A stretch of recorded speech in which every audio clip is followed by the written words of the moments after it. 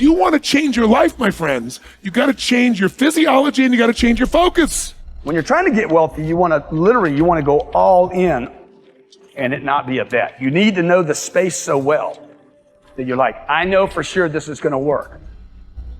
You can't have a standard education and expect to have an extraordinary life. It's not going to happen. The one breakthrough for all leaders is constant, never-ending improvement. And that means educating yourself and continuing to develop even greater emotional mastery, because that's what affects whether you execute or not. The opportunity for self-education is there. We have to change our psychology from, I'm going to do what everybody else does, and I'm mad because it doesn't work anymore, to the reality is this is the greatest time to be alive if you're growing, you're learning, you're educating, and you're developing valuable skills. So instead of complaining, you got to say, where are the skill sets valued in the marketplace? And how do I work harder on myself than anything else? Because if I become more valuable, then I will be able to give more, do more, and change more. When I interviewed Warren Buffett, I asked the most important investment he ever made in his life. You know what he said it was? I was thinking all the companies he'd done, He said, Tony, go into Dale Carnegie. I said, what? He goes, because by developing myself, that's the most important investment. Those skill sets, learning how to persuade, learning how to speak, learning how to influence, all my ideas would have died on my lips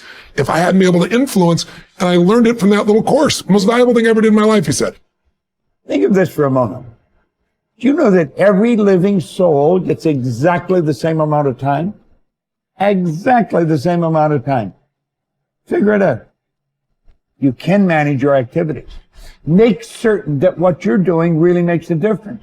Make certain that you're spending your time on activities that are productive, that are taking you in the direction of your goal. The traits that make you strange are the gifts that make you special. It's the very things that make you different that make you authentic. And if you don't fit in, I just want to share with you, I've never fit in. And the very nature of anyone who's living a visionary life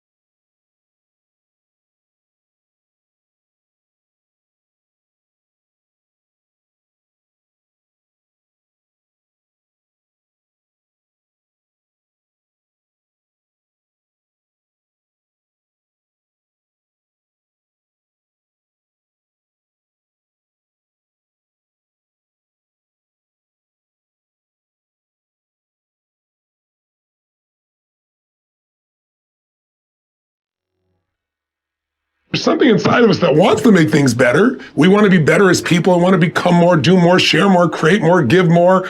But, it's not quite what really works for us, because we want all these things we think are going to make us happy. We want to grow and contribute. But then what happens is everybody wants a great body, but nobody wants to work out, right? What you got to understand is that progress equals happiness. If you know what you want and you can make consistent progress, you're going to get there. You're going to get to where you really want to be, where that sense of passion and aliveness, the results you want, really do occur. Step one, remember, a compelling vision. What do you truly want? What excites you? It needs to be specific and measurable. And most importantly, it's got to get your energy going.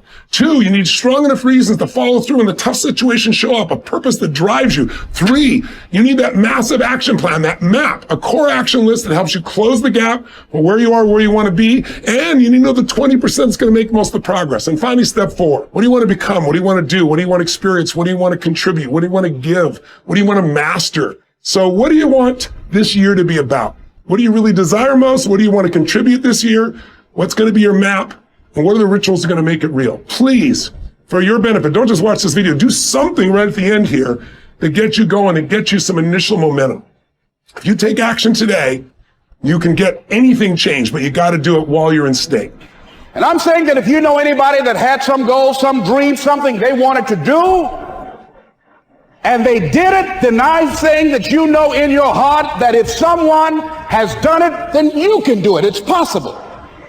And that if someone can make their dream become a reality, that it's possible that you can make your dream become reality. And so as you begin to look at where you want to go, beginning to embrace that, it's possible. I'm blessed and highly favored. I've got a lot going for me. I got some good stuff in me. And it's possible that I can bring my greatness out here in the universe. That I can do what I want to do. It's possible I can write my own book. I can have my own business. I can take the trip and travel around the world. It's possible. I can bounce back from adversity and reinvent my life. It's possible. Regardless of where I am, the things can get better for me. It's possible. I'm thinking about 2 men right here in Chicago who were fairly successful, similar background, educated. They worked for a corporation for many years, and they were among many people that were laid off. 2 guys who were very good friends.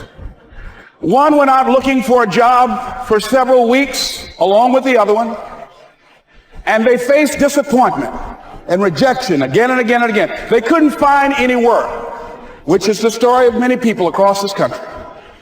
One guy stopped. He became discouraged. He stopped going. He stayed home looking at television, became very argumentative and toxic with his wife, drinking beer, getting on the phone, talking to his other negative, unemployed friends. And he just gave up. The other guy kept looking for a job everywhere he could go. Every time he could get an opportunity, kept asking people, networking, checking the newspapers every day. Kept going everywhere he could, trying to find a job. You have too much education. You're overqualified. You won't be here long enough. He kept going. He kept going. He went to a place and said, look here, I tell you what, if you can't hire me, and I know you can use my talents, abilities, and skills, I don't want to sit home and do nothing. Just let me do some volunteer work. You don't have to give me anything, all right? I just want to work. I want to be busy. The guy said, okay, it's on you now, but don't expect me to give you anything. It's okay. This guy came in and worked. He was the first one there. The last one to leave was the best employee there. About 4 weeks later, one of the top managers quit. They were looking for a replacement. Guess who they selected? This other guy. This guy who was volunteering his time. He got the job. What was the difference between the 2 men? Eyesight and mindsight. Eyesight is judging on what you see.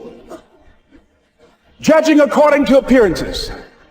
But mindsight is how you interpret what you see. One guy said, it's not possible. It's over. I'm finished. I can't do it. I can't make it. He surrendered.